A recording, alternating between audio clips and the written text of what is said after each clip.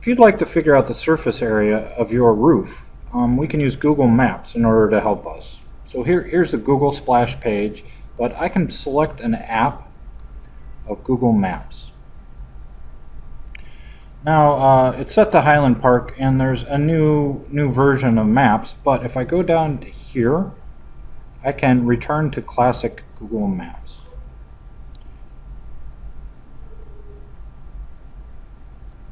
The item that we're looking for is this Maps Lab down here in the left on Google Classic Maps. When I select that, it gives you all of these options, all of these things that are available to you. The one that I'm interested in is the distance measurement tool. If you click enable and then scroll down to the bottom, or I'm sorry, hit save changes, you're ready to go. The thing that you are looking for is this little ruler down here in the bottom left hand corner right next to your scale. Well, let's try Highland Park High School.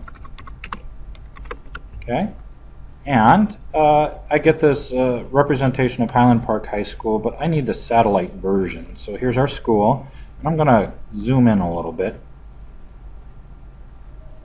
Okay, and there are a bunch of roofs at Highland Park High School, but for the simplicity of my example, I'm going to measure the area of the student parking lot out here.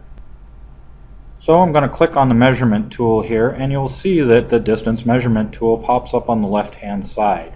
Now, you can change between an incredible assortment of distances.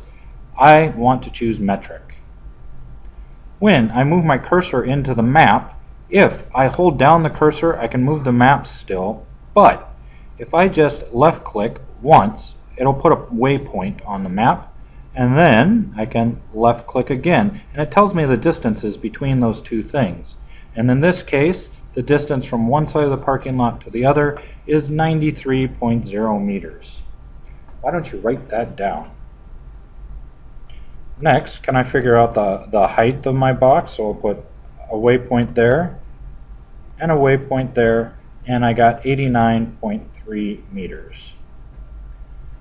Figuring out runoff. So given the information that we've got from Google, can we figure out how much water your roof collects in one given month? Well, okay, if we record the length of our given size, so in my demonstration I found that one side of the parking lot was 93 meters, and another side of the parking lot was 89.3 meters. In order to figure out the area of the object, I take one side, multiply it by the other, so that's 93 times 89.3, and I get a result of 8,304.9, and in this case, what units? Meters squared. So that gives me the area of the parking lot, but now if I want to figure out how much rain is accumulated when it rains on that parking lot, I need to know the precipitation. So I really quickly went to Weather.gov, and I found a map that allows me to look at the historical precipitation for every single month. And so let's say what happened in the month of February in 2014. You'll see that it's yellow color, so why don't I estimate what? 55 millimeters of rain. So now I have a thickness of water, and I have an area. Given my information from the weather map on the web, I found that there were 55 millimeters of rain in the month of February. But if I have this unit in meters and this unit in millimeters, I need to convert that into meters. Now this term milli is a prefix, and it means times 10 to the negative 3.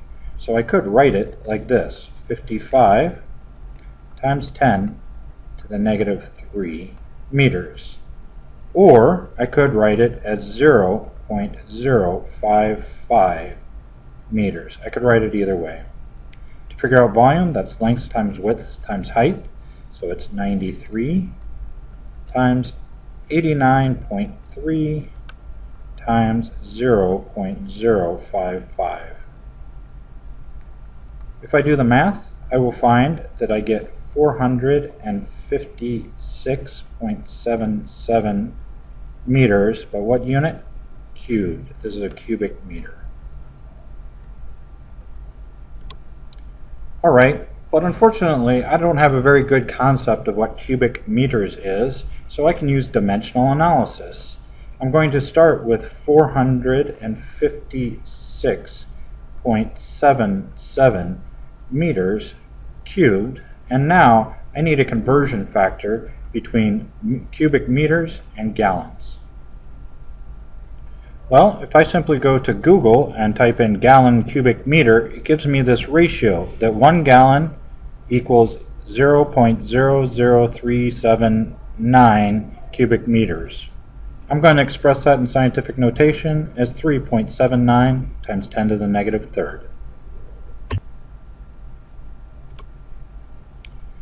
Once I put that information in, it's fairly simple. I'm going to take the topmost number, 456.77, multiply by 1, hit the equals sign, and then divide by this 3.79 times 10 to the negative 3 meters squared. I want the meters squared so that these cancel, and the result that I get is 120,519.657. Now this is a really rough estimate, so why don't I simply round to the nearest gallon, 120,520 gallons. 120,520 gallons of water were collected on my roof, actually in this case, the parking lot, in the month of February.